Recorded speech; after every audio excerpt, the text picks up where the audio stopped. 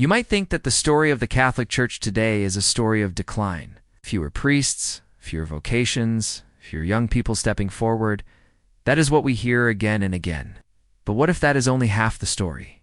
What if, across the United States, there are places where the exact opposite is happening? Here in places where young men and women are not drifting away, but stepping forward, choosing priesthood, choosing religious life, choosing something that goes completely against the culture of comfort and convenience. And here's the surprising part. These places are not random. They are not lucky. They are doing something different, something intentional, something powerful. And once you see the pattern, you cannot unsee it. So stay with me until the end, because what we uncover might completely change how you understand vocations today. Across the country, a new map is forming. The Midwest has quietly become a leader in priestly ordinations. The South is rising fast. Meanwhile, regions that once produced large numbers of priests are slowing down. But if you look closer, the real story is not just about regions. It is about specific parishes, individual communities, small pockets of faith that are producing 10, 20, even 30 vocations in a single decade. That is not normal. That is not average. That is something worth paying attention to. So what is their secret? Is it better preaching? Is it stronger? Youth programs? Or does it start much earlier, inside the family and the daily life of the parish? Let us look at 8 of these vocation magnets and see what they have in common. Number 8 is St. Michael the Archangel Catholic Church in Leawood, Kansas. This parish is often described as a model for suburban success. At first glance, it looks like a normal parish. Families, schools, weekend mass, but beneath the surface, something deeper is happening. One of the most important parts of this parish is its commitment to perpetual adoration. Day and night, 24 hours a day, the Eucharist is exposed. In a quiet chapel, students, families, and individuals come and sit in silence. And this is where something powerful begins. Many seminarians from this parish say the same thing. Their calling did not come during a loud event or a big moment. It came in silence. Sitting alone, listening, thinking, praying, and there is another factor. This parish is close to Benedictine College, a place known for forming strong Catholic young adults. Many students from St. Michael's go there, and the environment continues what the parish started. It builds on that early formation. So what you have here is not just one strong parish, but a pipeline, a system that supports a young person, from childhood into adulthood, always surrounding them with faith. Number 7 is St. Charles Borromeo Catholic Church in Arlington, Virginia. This parish has created something that many others struggle to build, a strong young adult community. Their signature event is called P3. It begins with long periods of silent adoration. Priests are available for confession.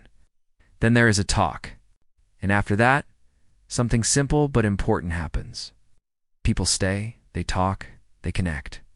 The same priests who were hearing confessions are now sitting with young adults, having normal conversations. This matters more than it might seem, because vocations do not grow in isolation. They grow in community. When young people see priests as real, approachable, joyful men, something changes. The idea of priesthood stops feeling distant, starts feeling possible. And in the Arlington, Virginia area, this parish has become a place where young Catholics gather, grow, and begin to ask deeper questions about their lives. Number 6 is Our Lady of the Gulf in Bay, St. Louis, Mississippi. This parish shows the power of environment. In this small area, there are strong Catholic schools nearby. There is St. Stanislaus High School, there is Our Lady Academy, and there is St. Augustine Seminary. That means young people are not just seeing a priest once a week. They are surrounded by religious life every day. They are taught by brothers, guided by sisters, supported by a faith-filled system. Over time, something powerful happens. Religious life stops feeling unusual. It becomes normal, a real option, a visible path. Like other parishes on this list, they also have strong adoration. Again and again, we see the same pattern. Silence, prayer, presence. These are not small details. These are foundations. Number 5 is the St. Lawrence Catholic Campus Center in Lawrence, Kansas. This is not a typical parish. It is located at the University of Kansas, and yet it has produced over 100 vocations since the late 1980s. That number alone is enough to raise questions. What is happening here? One of the key factors is a program connected to St. Paul's outreach. Students live in small communities, almost like mini monasteries. They pray together, eat together, live intentionally. This creates a bridge between normal college life and religious life. It gives students a taste of something deeper, something structured, something meaningful. There is also a program called the Samuel Group, where young people focus directly on discernment, not in a vague way, but in a clear and guided way. They ask real questions. What is God asking of me? Where is my life going? These are not easy questions, but they are necessary. And in this environment, students are not afraid to ask them.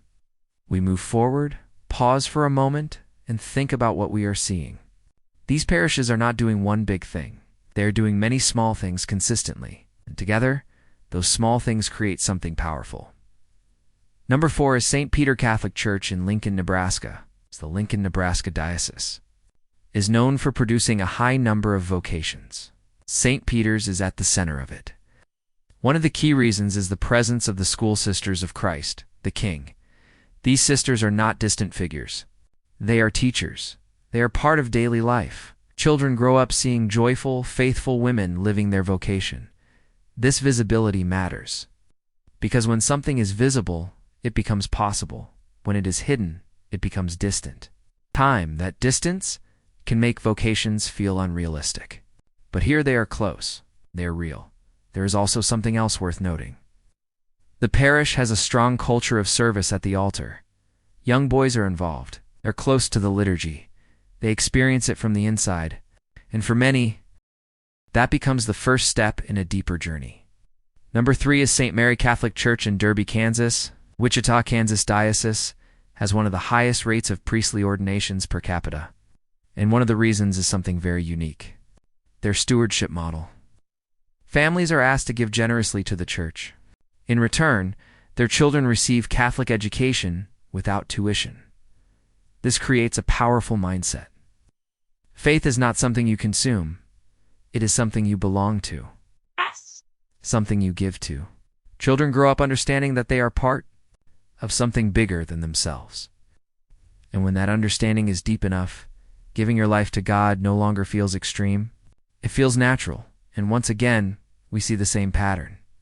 Strong adoration, strong community, right? Strong formation. Number 2 is St. Anne Catholic Church in Gilbert, Arizona. This is one of the largest parishes in the country, but size alone is not. The reason for its success is the real strength is its youth ministry. A program called Quo Vadis focuses on helping young people ask an important question. Where are you going? This question sounds simple, but it is not. It forces reflection. It forces direction. It pushes young people to think beyond the present moment. And in this parish, they are guided through that process step by step. They are not left alone. They are supported, and once again, there is perpetual adoration. Since the early 1990s, it has been a constant presence, quiet, steady, unchanging. While everything else in the world moves fast, this remains still. And in that stillness, people begin to hear something deeper. And now, number 1, St. Mary Catholic Center in College Station, Texas, located at Texas A&M University. This center has produced over 150 vocations in the past 25 years. That number is not just impressive. It is extraordinary. One of the key reasons is a retreat called Aggie Awakening. Hundreds of students attend each year, and for many it becomes a turning point. A moment where faith becomes personal, real, alive. After the retreat, they join small groups. They continue growing, continue asking questions. There are also priests, sisters, brothers present, available, visible, guiding, and the church itself is built in a way that lifts the mind and heart. Beauty matters. It speaks without words. It draws people in. It reminds them that something sacred is happening. So after looking at all 8 of these places, what do we find? There's no single secret. No one formula. But there are patterns. Clear patterns, silence and prayer, strong community, visible religious life, intentional youth formation, and a culture that treats faith as something real, not just something occasional. These are not accidental. They are chosen, built, protected, and over time, they bear fruit. So maybe the real question is not why some places have vocations. The real question is, what happens when a community truly lives its faith? Every day, in a real and visible way. If you found this breakdown helpful, and you want more content like this, make sure to stay connected and keep exploring deeper topics like this.